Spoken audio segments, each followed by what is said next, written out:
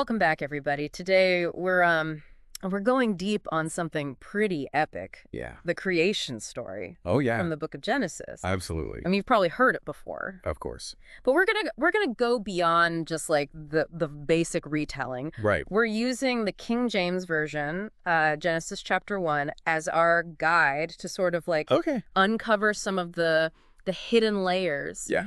And look at how this ancient text still shapes our world. And it's amazing how this story told, thousands of years ago, Thousands of years ago. still sparks so much debate, inspires so much art and philosophy. Yeah, it really does. And to really like squeeze everything we can out of this deep dive. Okay. We're gonna go day by day Okay. through the days of creation. All right. But we're not just gonna be like, and then this happened, and then this happened. No. We're gonna be looking for those aha moments. Yeah. Like those surprising connections and the deeper meanings I love it. that maybe we missed before. Absolutely. Are you ready to jump in? I'm ready. Let's unpack this. All right.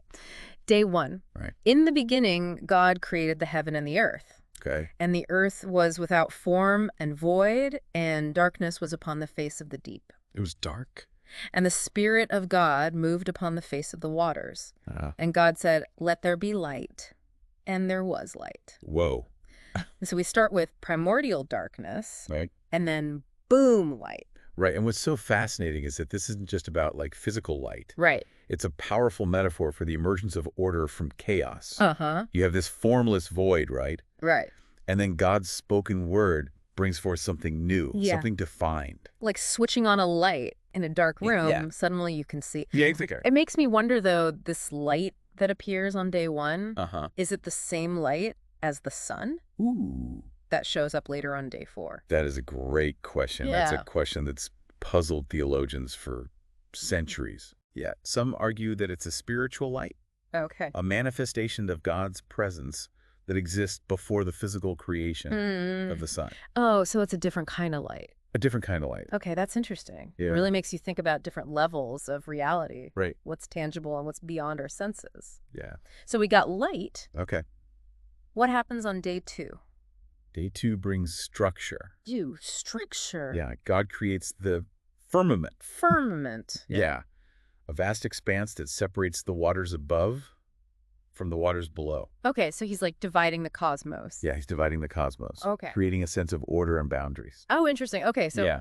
day 1 is about separating the light from the darkness. Yes. And then day 2 is reinforcing that idea of separation Right. by separating the waters above from the waters below. Yes. Are we starting to see a pattern here? Definitely this idea of duality. Duality. Yeah, these contrasting elements coming Yeah. together. It's woven throughout the creation narrative. So it's like the fundamental building block The building blocks. of reality are being established like Yeah. layer by layer. One layer at a time. I like the building blocks.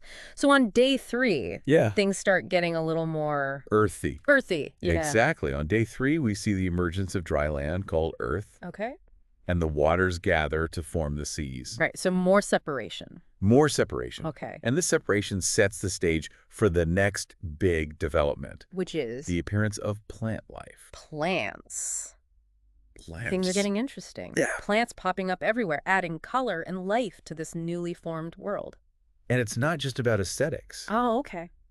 It signifies the beginning of God's provision for living creatures. Right. Okay. Plants offer sustenance, Sustenance. oxygen. Oxygen. They play a vital role Yeah. in the web of life, Okay. So plants are like the foundation the foundation. for everything else Yeah. to come. It's like building a house. Exactly. You need a solid foundation before you can do the walls and the roof. I like it. But we're still missing something pretty important.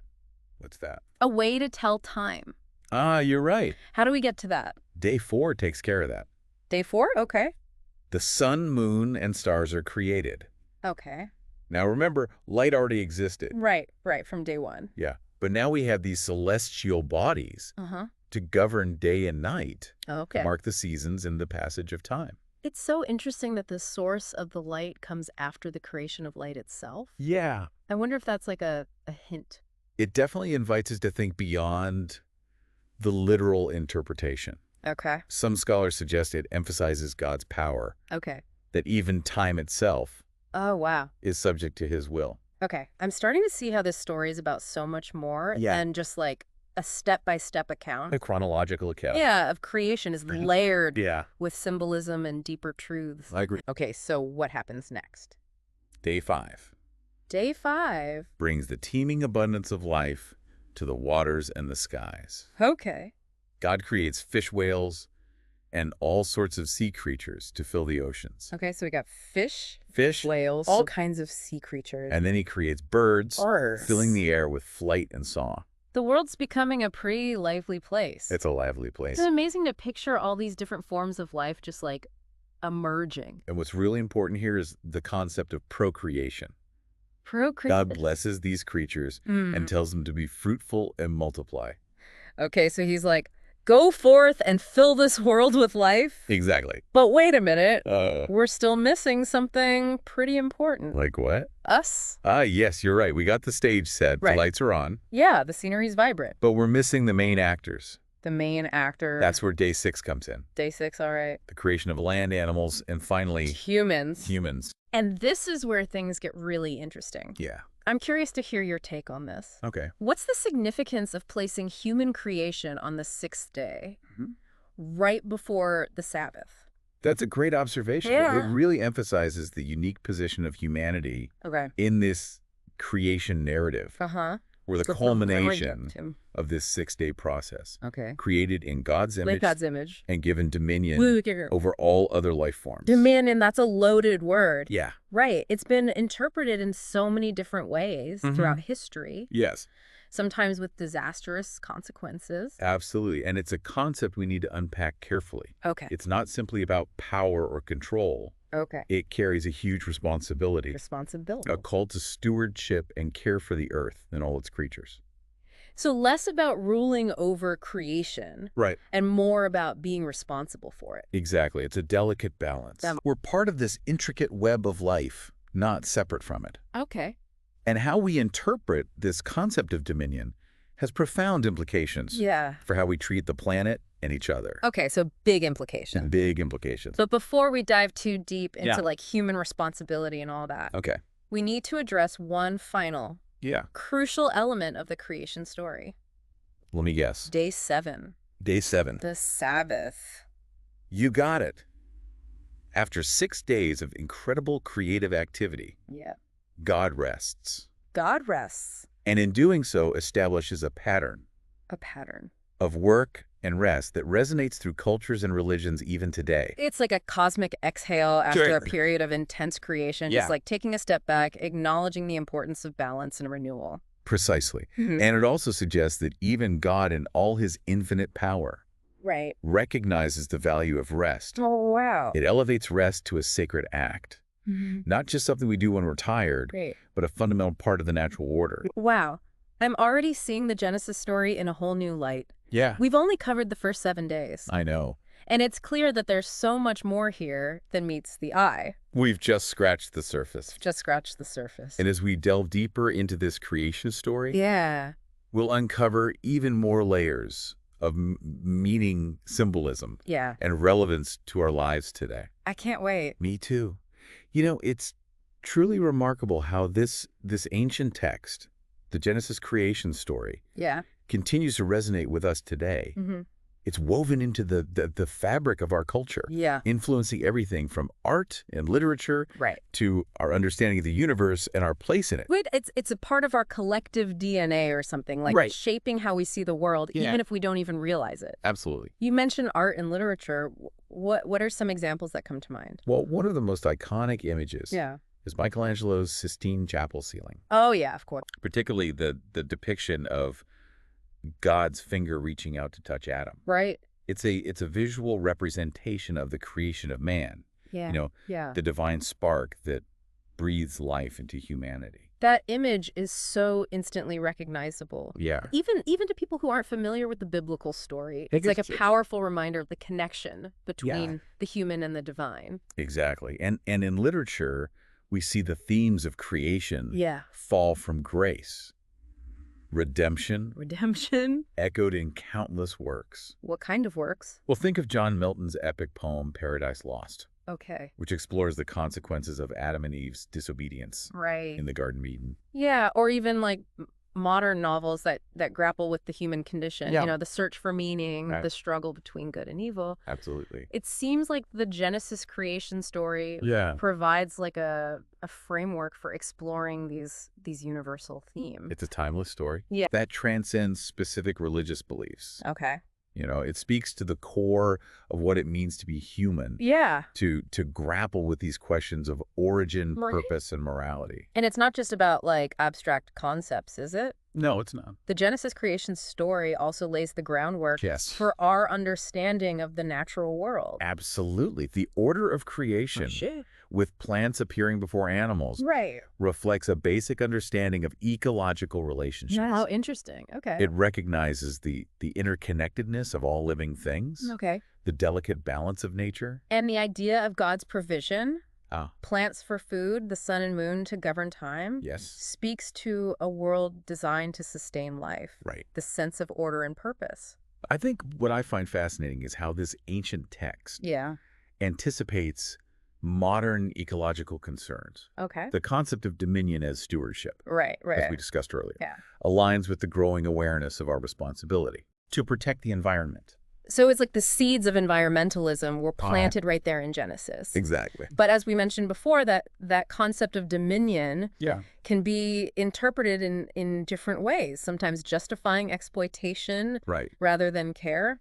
That's the challenge and the beauty Yeah. of engaging with these ancient texts. Okay. They invite multiple interpretations, Okay. sparking dialogue and debate Yeah. across generations. It's not just about what the text says, Right. but how we interpret it Exactly. and apply it to our lives today. Absolutely. And those interpretations can evolve over time, Oh, okay. reflecting changing cultural values Mm-hmm. and scientific understanding. That makes sense. You know, for instance, as our knowledge of the universe expands, Yeah. we might find new ways to understand Yeah.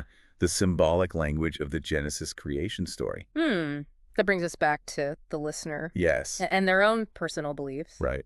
Whether they approach the Genesis creation story from a religious perspective Uh-huh. or simply as like a foundational myth, Yeah. it holds a mirror up to humanity. It challenges us to contemplate our origin, Our our origins. purpose, Purpose. our relationship with the divine, Okay. and our responsibility towards each other Hmm. and the natural world. It's a story that continues to provoke us, inspire us, Absolutely. and invite us to explore the depths of our own being. You know, we've talked a lot about duality, Duality. but there's another fascinating concept Oh, woven into the creation narrative, okay. the power of the spoken word. Yes. And God said, Right, it's repeated over and over. throughout Genesis chapter 1. Yeah, what's the significance of that? Well, it highlights the creative force of language. Okay. God speaks, Uh-huh.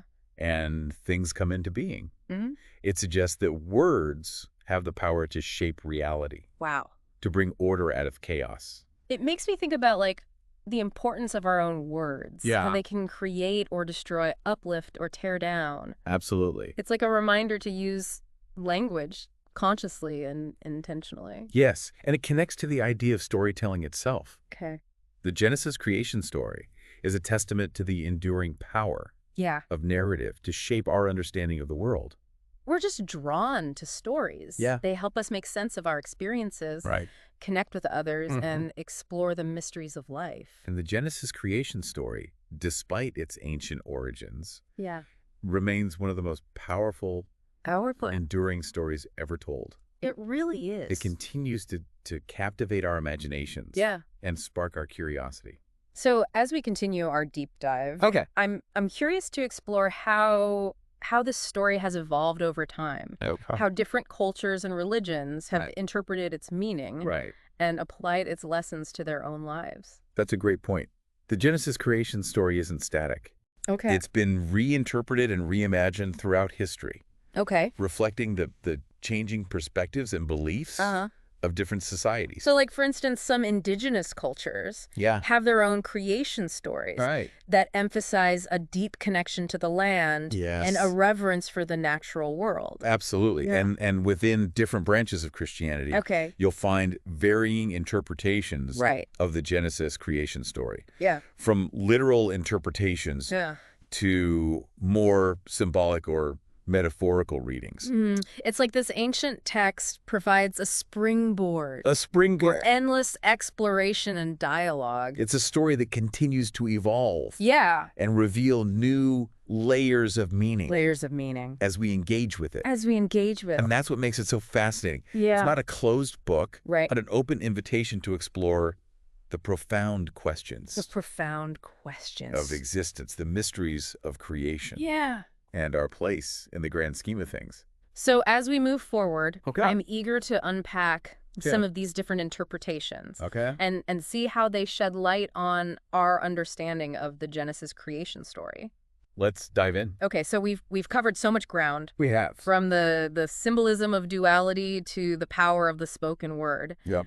But I want to kind of circle back Okay. to something you mentioned earlier, Right. how the Genesis creation story can be a springboard for understanding modern scientific discovery. Ah, yes. That's where things get really intriguing. Okay. What if we view the days of creation not as literal 24-hour periods, Okay. but as vast epochs representing the unfolding of cosmic evolution? That's a pretty radical shift in perspective. So instead of 6 days, we're talking about billions of years. Exactly. Imagine day one as the Big Bang. The Big Bang. The initial singularity exploding outward, creating space-time and the fundamental forces of the universe. Okay, I'm starting to see it. And then day 2, the separation of the waters above and below could represent the formation of galaxies and the vast cosmic structures we observe today. Precisely. And as we move through the days, Okay. we see the universe, cooling stars, forming planets coalescing, and eventually the conditions for life emerging on Earth. So the emergence of plant life on day 3 could represent the incredible journey of evolution from single-celled organisms to the complex ecosystems we see today. And the creation of the sun, moon, and stars on day 4 aligns with our understanding of how stars and planetary systems form.